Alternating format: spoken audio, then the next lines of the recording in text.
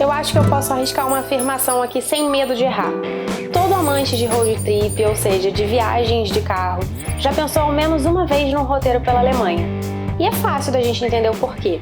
Além das cidades históricas, das paisagens maravilhosas, a Alemanha é considerada por muita gente como o país com as melhores estradas do mundo. Tapete. Quê? A estrada. Inacreditável.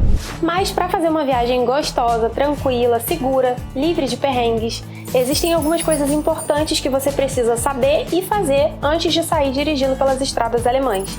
E é sobre isso que eu vou te falar nesse vídeo, desde a documentação necessária até as dicas práticas para conduzir nas cidades e nas estradas. Bora ver? Eu sou Marina Heimer e esse é o canal do Imagina uma Viagem.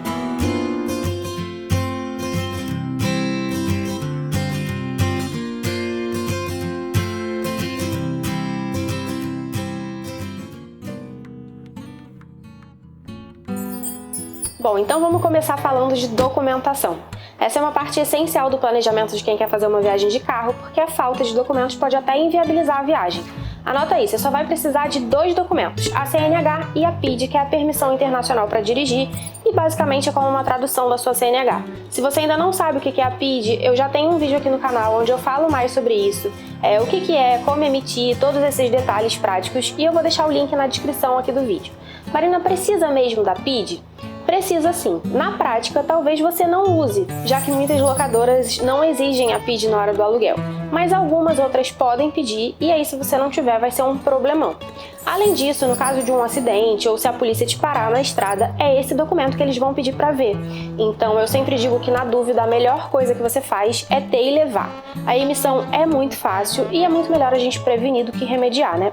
Então o ideal é que você confira se esses 2 documentos estão ali com um prazo de validade certinho, veja isso com antecedência, porque se na época da sua viagem eles não tiverem válidos, você tem tempo de fazer todo esse processo de renovação.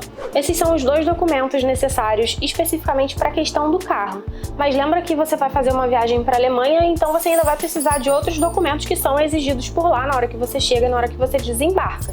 Então o passaporte é um desses documentos. Se você ainda tem dúvidas sobre qual é a documentação necessária para essa viagem, eu já tenho um vídeo aqui no canal falando especificamente sobre isso, listando todos os documentos necessários para uma viagem para a Alemanha. Se você quiser assistir, é só dar uma olhada no link que eu vou deixar na descrição aqui embaixo do vídeo. Agora bora falar do aluguel. Existem várias locadoras na Alemanha, mas o ideal é sempre tentar escolher uma dentre as maiores e mais tradicionais do mercado, porque geralmente a frota é melhor, os carros são mais novos e a chance de você ter um problema fica reduzida. E aí aqui vai uma dica que é importantíssima. Se você puder, sempre prefira alugar com empresas que também têm operação no Brasil e fazer a sua reserva pelo site brasileiro.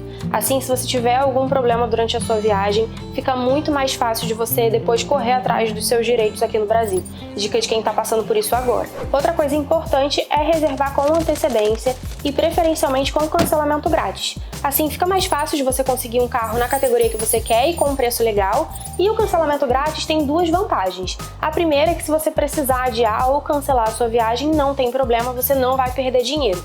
E a segunda vantagem é que promoções de última hora sempre podem acabar acontecendo. Então, se pinta ali um preço melhor, você pode cancelar a sua reserva original e fazer uma nova por um valor mais baixo. 3 coisas que você precisa ter atenção na hora de alugar. A primeira é o limite de quilometragem. Quando você faz a reserva do seu carro, algumas locadoras podem impor um limite de quilômetros que você pode rodar durante o aluguel. Se você passa desse limite, você pode ter que pagar uma multa e, além dela, você ainda vai pagar também uma tarifa bastante alta pelos quilômetros extras. Então, na hora de fazer a sua reserva, é importante você já ter aí um roteiro mais ou menos definido para calcular quantos quilômetros você vai rodar. Se precisar, muitas vezes você pode contratar a quilometragem ilimitada como um adicional, e se a conta estiver muito apertada, é melhor pagar pelo adicional como garantia, porque na maior parte das vezes a gente acaba mesmo rodando mais do que o planejado. A segunda coisa é específica para quem vai fazer uma viagem que passa por outros países além da Alemanha. Se você for atravessar a fronteira com o carro, verifica se a sua locadora tem alguma regra sobre isso. A nossa locadora cobrava uma taxa fixa para que a gente pudesse rodar em outros países, e essa não é uma coisa que você deve ignorar, porque se você for pego dirigindo num outro país sem ter incluído isso no seu contrato, a multa pode ser bem cara. E não dá para contar com a sorte de achar que, mas eles nem vão saber por onde eu rodei, porque tem sistema de pedágio, tem multa, às vezes você pode ser multado no outro país, e na pior das hipóteses, você pode acabar tendo um problema na estrada e precisar de assistência.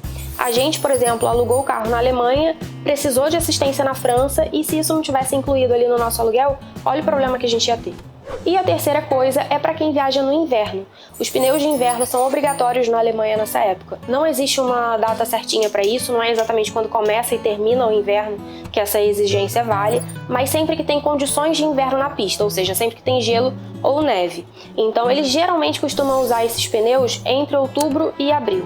No geral, quando você aluga o carro nessa época assim de inverno, esse pneu já está incluído no aluguel, mas é sempre bom checar. Além disso, em algumas estradas pode ser exigido o uso de correntes de neve também. E aí, diferentemente dos pneus, é mais comum que as correntes sejam oferecidas como opcionais, e aí não tem jeito, você vai ter que pagar um adicional por isso mesmo. Seguros. Essa é uma questão bem pessoal, cada um vai ter ali a sua preferência pessoal. Como eu faço por aqui? Eu sempre contrato seguro total para roubo e danos com isenção de franquia. Assim, se acontecer qualquer problema durante a viagem, a gente está completamente isento de qualquer responsabilidade financeira. Esse é um adicional que encarece bastante o aluguel, mas que para mim, aqui em casa, pra gente, compensa pela tranquilidade.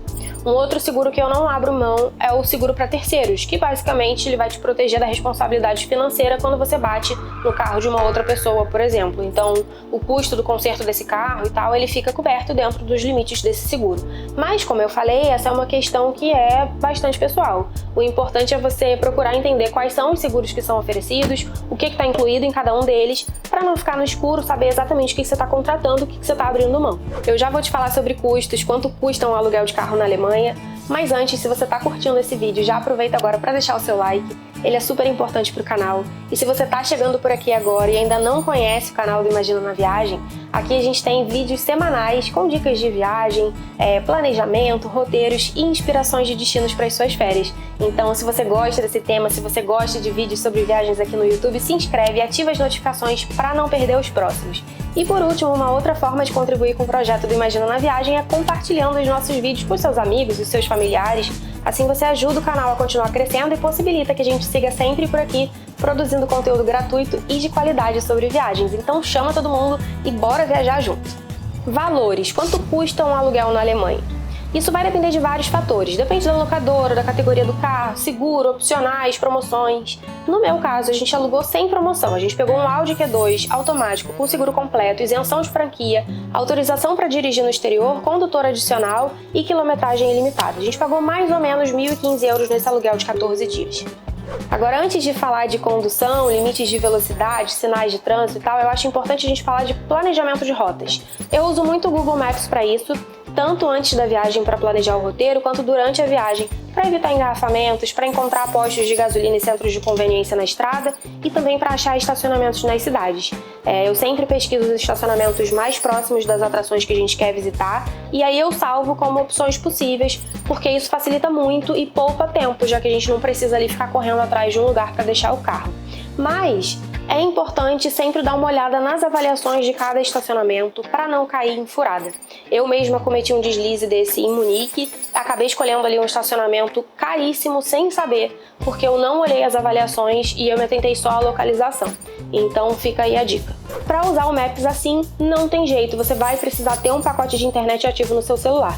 A gente usou um chip internacional da Casa do Chip nessa última viagem e foi ótimo, a gente tinha sinal em todas as estradas. Se você quiser saber mais sobre esse chip, eu já tenho um vídeo aqui no canal falando sobre ele, o link para você assistir vai ficar na descrição aqui embaixo do vídeo. Agora sim, bora falar de condução. Como são as estradas, qual é o limite de velocidade, afinal de contas tem limite de velocidade? Quais são os sinais de trânsito que você precisa conhecer e outros detalhes. Bom, sobre a qualidade das estradas, eu acho que é chover no molhado falar que as estradas na Alemanha são espetaculares, né? Eu sempre ouvi que eles tinham as melhores estradas do mundo, eu confesso que eu achava que era meio exagerado, mas depois de dirigir por lá eu fiquei muito impressionada. As estradas são todas muito limpas, com asfalto lisinho, as faixas são bem pintadas, a sinalização é ótima, os motoristas também são muito educados e o resultado disso tudo é que é muito seguro, muito gostoso, muito fácil dirigir na Alemanha. E a diferença é notável quando a gente cruza a fronteira. Todos os países que a gente passou tinham estradas boas, mas as estradas da Alemanha, sem sombra de dúvidas, são incomparáveis. Então, é a pergunta, Quem o quê? quem não vai dirigir na Alemanha? Por quê? Porque eu vou dirigir a viagem toda. Sobre os limites de velocidade na Alemanha. Muita gente pensa que não tem limite de velocidade nas estradas alemãs, mas não é bem verdade. Em alguns trechos de algumas estradas, de fato, o limite pode ser determinado pelo bom senso de quem está dirigindo. Mas na maioria dos casos, tem sim um limite de velocidade definido e eles são sinalizados por placas, como aqui no Brasil. O padrão é 30 km por hora em estradas menores dentro da área urbana, 50 km por hora dentro das cidades, 100 km por hora em algumas estradas fora de área urbana e 130 km por hora nas autoestradas ou autobahn, como eles chamam por lá. Esse é o padrão, mas pode variar, tá? Então, assim, se tem uma obra na estrada, por exemplo, o limite vai ser um pouco menor. Agora a gente entrou novamente num trecho da via que tem limite de velocidade. Estava marcado ali do lado uma placa mostrando que o limite desse trecho é de 100 km por hora. Aqui, se você colocar, tenta filmar ali do lado, vai aparecer o limite agora caindo para 80 km por hora. Isso tudo é bem sinalizado, você vai ver uma placa indicando que a partir daquele ponto a velocidade limite passa a ser X. Quando você vê uma placa igual, mas com linhas cinzas assim cruzando ela no meio, significa que aquele limite acabou e aí volta a valer o limite padrão daquela via. Basicamente, as placas que têm essas linhas cruzando são sempre para desfazer uma ordem que foi dada antes. E se a placa com as linhas cruzando não tiver nenhum valor dentro, nenhum limite, significa que a partir daquele ponto, aquele trecho não tem um limite de velocidade definido, até que voltem a aparecer as placas indicando um limite. Nesses trechos, você também vai perceber que o comportamento dos motoristas muda. Quer dizer, de um modo geral, eles sempre andam muito rápido. Mas, nesses pedaços, nesses pontos da estrada que não tem limite, a coisa chega assim a ficar um pouco assustadora. Então, uma dica que eu dou, que eu acho que é muito importante para dirigir com segurança na Alemanha, é prestar muita atenção, mas muita atenção, quando você for mudar de faixa. Como eles andam muito rápido, tem que ter atenção redobrada, porque do nada pode aparecer um carro que antes não estava ali no seu retrovisor. Algumas outras placas importantes que você precisa conhecer são essas que você está vendo na tela. Elas significam saída, rua de mão única, e aí a mão da rua na direção da seta, prioridade no cruzamento, se essa placa está virada para você, a prioridade é sua, e centro de serviços, que sinaliza ali que vai ter uma área de conveniência com posto de gasolina e alimentação na próxima saída. E eu deixei para falar com mais detalhes dessa placa que você está vendo agora, porque ela é muito comum em todas as cidades que a gente passou. A gente apelidou de pedestre rei. E a placa pedestre rei, né, significa o quê? Que o pedestre é rei, ou seja, a prioridade é total de quem está ali atravessando a rua. Então, se tem uma pessoa perto do meio-fio, já vai parando, espera a pessoa atravessar para só depois seguir. Independente de sinal, de qualquer coisa, a prioridade quando tem essa placa é sempre do pedestre. Então tenha muita atenção, porque para eles isso é muito natural, é automático, e quem vai atravessar a rua acaba ali nem se preocupando muito, porque presume que qualquer carro vai respeitar e parar. É óbvio que existe ali 1 milhão de outras placas, mas não dá para falar de todas elas aqui. Se você quiser se aprofundar mais, ver mais placas de trânsito da Alemanha e o significado de cada uma delas, eu vou deixar um link aqui na descrição do vídeo, onde tem tudo bem explicadinho, é só clicar lá para dar uma olhada. Sobre pedágio, essa também é uma dúvida importante, mas no caso da Alemanha você não precisa se preocupar com isso, porque as estradas não são pedagiadas. E por último, abastecimento. Como é que funciona? A primeira coisa que você precisa saber é o combustível certo para o carro que você alugou. Além de saber se é diesel ou gasolina, eles também têm outras denominações, como Super 95, E10. Não precisa quebrar a cabeça com isso, porque você consegue ver isso no documento do carro ou na tampa do tanque de combustível. Sabendo qual é o tipo, é só ir para a bomba certa, abastecer ali por conta própria, depois você vai na loja de conveniência do posto direto no caixa, informa o número da bomba que você usou e faz o pagamento, que geralmente pode ser no dinheiro ou no cartão. Agora, antes da gente terminar esse vídeo, vamos para umas dicas rápidas e coisas que ninguém te conta sobre dirigir na Alemanha. As estradas têm áreas de conveniência com postos de gasolina e lanchonetes, mas não é como nos Estados Unidos, que a gente vê um desses a cada poucos quilômetros. Então é bom evitar rodar com pouco combustível e ter sempre lanches prontos no carro. As paisagens rurais são maravilhosas e os campos são muito verdinhos, muito mais do que as imagens mostram. Mas para manter tudo isso assim, eu acho que eles pesam um pouco a mão no adubo. Eu perdi a conta de quantas vezes a gente estava lá curtindo um visual com as janelas do carro aberta e teve que fechar correndo por causa do cheiro, que aqui entre nós não é tão agradável. Os Alpes.